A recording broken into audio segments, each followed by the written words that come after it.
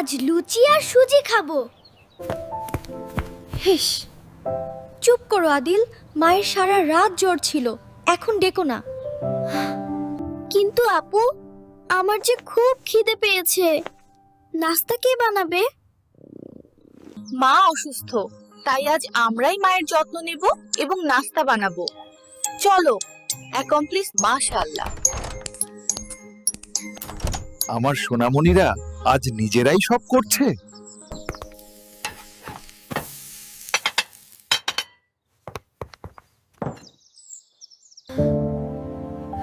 হে আল্লাহ, আমার মাকে দ্রুত সুস্থ করে দাও।